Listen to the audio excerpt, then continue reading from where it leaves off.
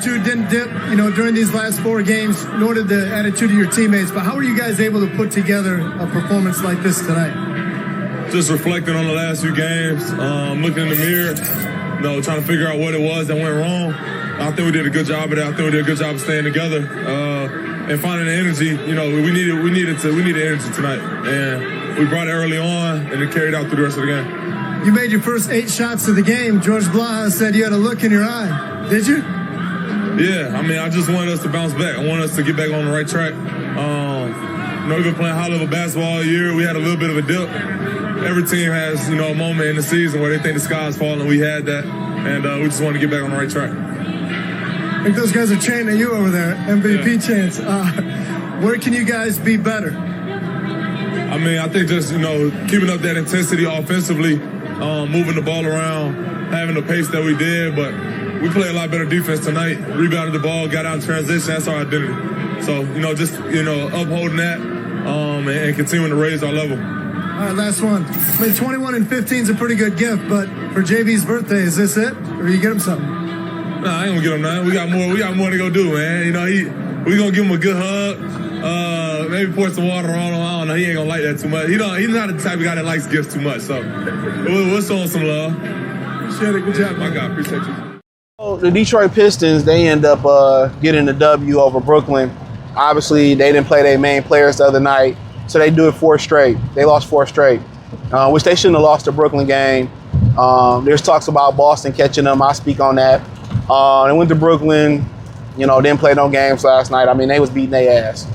And Kay Cunningham talked about, them wanting to play with energy and basically getting their wake-up call. They got their wake-up call last night. The 4-game losing streak and how teams go through ups and downs throughout the season. See, you sped up and then cut somebody off. Like, why? We all going the same speed. These pickup truck drivers, dog, I swear to God, I do not like pickup truck drivers, bro. I hate them. They is just POSs, bro. They real pieces of shits. The average pickup driver is a POS, man. You know what I'm saying? Like your place of importance is not more important than our place of importance. We all going to say, y'all be wondering why shit happened on the road. It's always these people that's racing to get nowhere. I just don't understand it.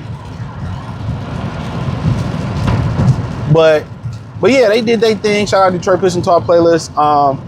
And yeah, he said that they wanted to come out and play with energy. They wanted to come out there and, they understand they go through highs and that's just through life. And through a season, everything is not going to be peaches and cream. You're going to hit a rocky spot. Everybody does. They rocky spot just tends to come right now. And it's like, whoa, everything is a shock. Everything is shock value. Oh, he don't deserve to be MVP. Or this day out the running. And it's like, oh, they're like, we understand it's highs and lows. Every day is not a good day. You got some days that's just maintain. You got some days that's up and down. You got some days that's just down. Rarely is your life going like this even with money, whatever, all money. Rarely is your life just steady and cool. Maybe when you're an old person, but then your ass hurt, your back hurt. You know what I'm saying? You're stiff. You know what I'm saying? So, rarely.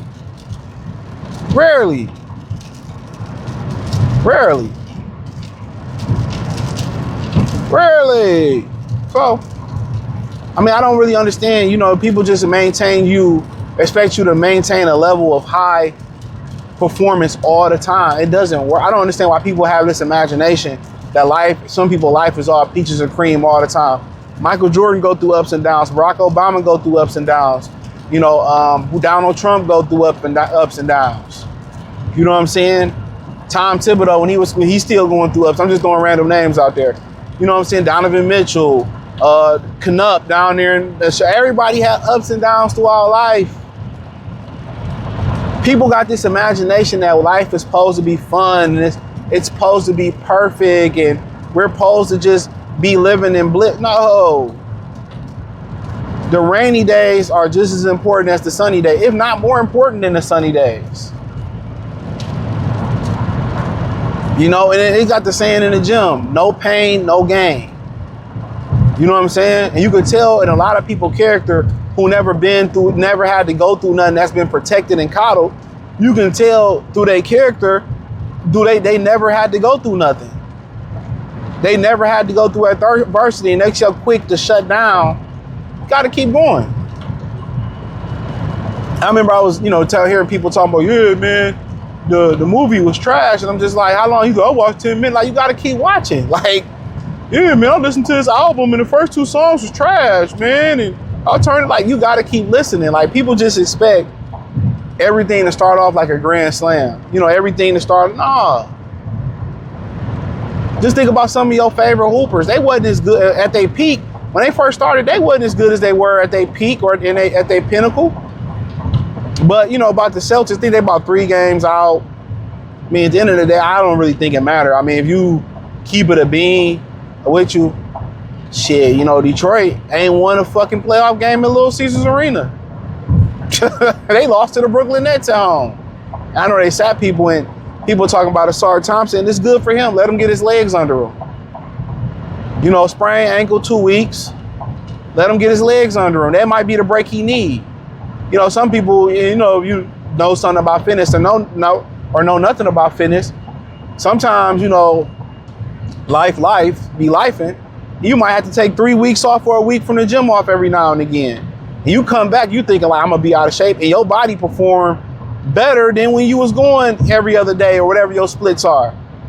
Sometimes the body needs to recover. It needs an extended recovery. And sometimes your muscles grow, you get bigger and stronger while you recover. And the recovery is just as important as the teardown process.